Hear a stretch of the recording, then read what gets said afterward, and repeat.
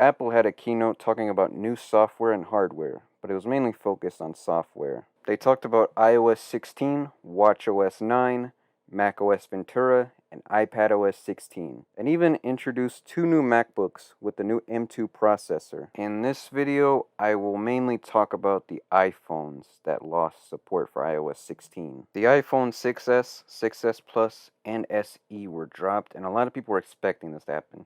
In fact, people actually expected the iPhone 6s to be dropped from iOS 14, then iOS 15, then iOS 16.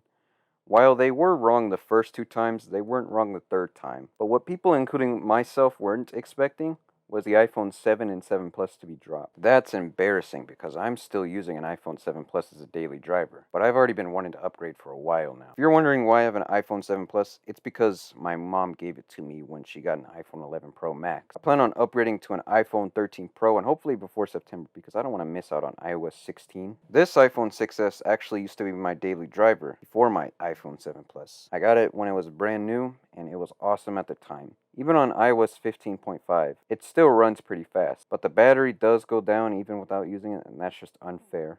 The worst thing about this phone is that I have the 16GB model, and even for 2015 standards, that's still too low, especially when you have 4K recording ability. With no third-party apps, 34 minutes and 40 seconds of 4K footage will take up to 13GB of storage. As a content creator, I was making plush videos back then.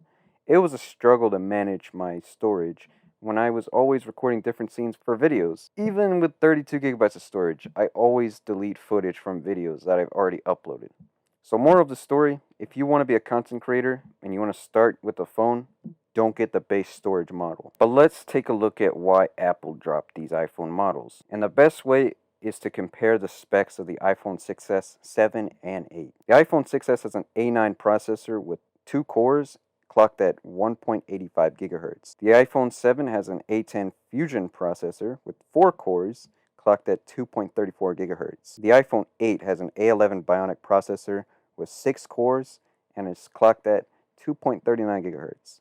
The number of cores increased by 2 on each phone. They all have the same amount of RAM, but the iPhone 8 has LPDDR4X RAM, which is faster than LPDDR4 RAM. But I don't think the RAM was the problem here.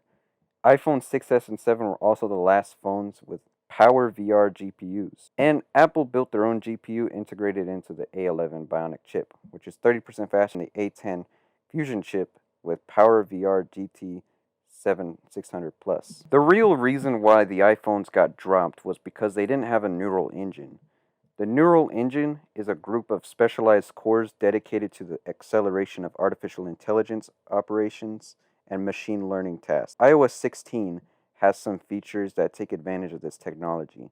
But what's interesting is that the iPad 5th generation is equivalent to the iPhone 6s hardware-wise, and it's getting iPadOS 16. I know iPadOS 16 and iOS 16 are two different operating systems, but isn't iPadOS 16 more advanced than iOS 16? Another possibility could be the battery life, because, iPhone batteries, they don't age well, and we all know that. But the iPads have a much bigger and better battery, and they do last longer. So this could be another possibility for why it's still supported, because, these updates could be killing the iPhone's battery, because, it's doing more demanding tasks, and the more you use the phone, the more degraded the battery becomes. Also, there is an A9X processor, which is used on the first generation iPad Pros, and an A10X Fusion processor, which is used on the second generation iPad Pros. Both processors are much faster when it comes to more demanding tasks, and they also have more RAM, so it makes sense why those iPads will get iPadOS 16. For those that are curious, here's the compatibility list for the other operating systems. The iPhone 6s is the longest supported iPhone, getting 7 years of software updates, which beats the iPhone 5s getting 6 years of software updates. Also, this doesn't mean the iPhones are entirely dead. Apple will continue to update iOS 15 for devices that don't support iOS 16. And the apps you use will still be compatible with iOS 15 for a few more years. What do you guys think about the new software updates coming soon? And do you still have one of the 5 phones that were dropped? And do you plan on upgrading? Leave your comments down below. I can't wait to get a new phone and try out iOS 16 when it comes out publicly, because iOS 16 is very interesting and I am excited about the new features. Make sure to leave a like and subscribe for more videos, and I'll see you guys later.